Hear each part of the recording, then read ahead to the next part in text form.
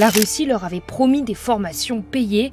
Ces jeunes filles africaines ont fini par construire des drones pour la guerre en Ukraine. Officiellement, Alabuga Start est un programme de formation qui ressemble à une bourse d'études classique. Un salaire, une formation professionnelle et un diplôme. Le public visé, des jeunes filles de 18 à 22 ans venant de 85 pays, majoritairement africains. Mais tout cela n'est qu'un mensonge orchestré par la Russie.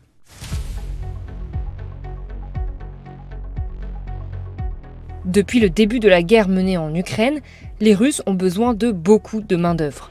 Des milliers d'étrangers seraient aujourd'hui enrôlés.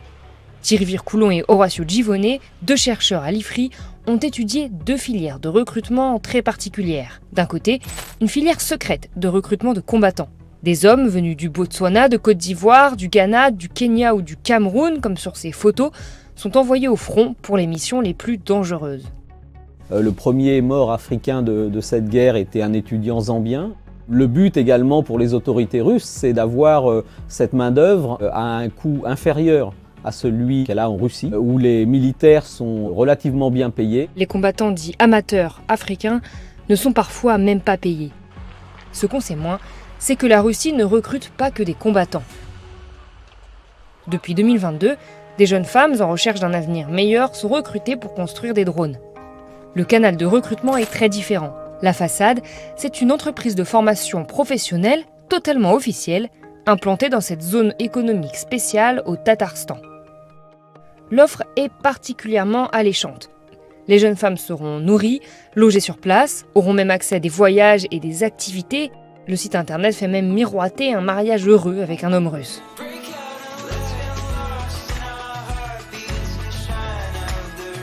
Elles seront aussi payées de 500 à 1380 $ par mois. Elles apprendront le russe et un métier dans un de ces domaines, transport, restauration, accueil, carrelage. Et à la clé, un diplôme. Sur les réseaux sociaux, des publications quasi quotidiennes vantent le programme. Les Russes sont très gentils et joyeux. Et ce n'est pas tout. Des influenceurs comme Dimitri Pouchkov, influenceur propagandiste russe déjà condamné par l'Union européenne pour menace à l'intégrité du territoire ukrainien, ou encore des officiels africains, soutiennent ce programme, comme ici l'ambassadeur de l'Éthiopie en Russie. En parlant avec les citoyens éthiopiens, nous les avons trouvés contents. Ça, c'est assez ancien et assez traditionnel. Avant, c'était l'URSS qui faisait ça. Il y avait chaque année plusieurs milliers de jeunes Africains qui partaient étudier en Russie et notamment essayer d'avoir des formations professionnelles. Si les ambassadeurs sont invités, c'est que le programme n'est pas mené par une simple entreprise civile, comme le site le laisse entendre. Derrière cette entreprise, c'est bien l'administration russe qui agit. Regardez les dirigeants, tous ou presque membres de l'administration du Tatarstan, la région où se situe l'entreprise. C'est donc bien la Russie qui manipule ces jeunes filles. L'année dernière, 1000 jeunes filles au moins avaient sauté le pas. Et pour chacune d'entre elles, la même désillusion. La paye est plus basse que prévu et surtout, 90% ne pratiquent pas le métier qu'elles souhaitent. Elles sont contraintes de fabriquer des drones destinés à la guerre en Ukraine. Sur cette vidéo, on les voit fabriquer des Albatros M5. D'autres fabriquent des Guéran 2, ces répliques de Shahed iraniens, des drones utilisés en masse dans la guerre en Ukraine. Que des drones soient fabriqués à Alabuga, la Russie ne s'en cache pas. Cette vidéo de propagande y a même été filmée. L'Ukraine aussi le sait. C'est donc un lieu très stratégique dans une guerre où les drones ont pris une place inédite. Alors déjà plusieurs fois, les Ukrainiens ont décidé de bombarder des usines de drones.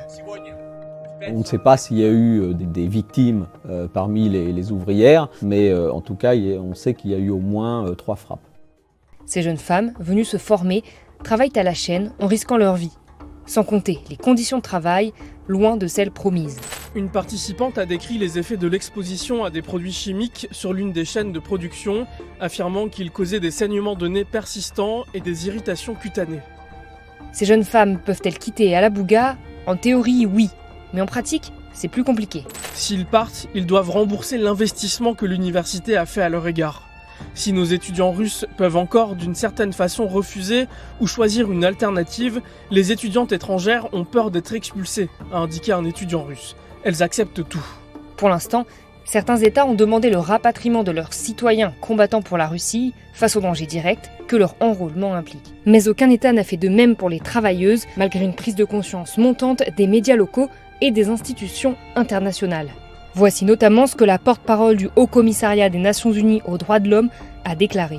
Le programme d'Ala-Bouga pourrait potentiellement répondre aux critères de la traite des êtres humains si le recrutement est frauduleux et que l'objectif est l'exploitation.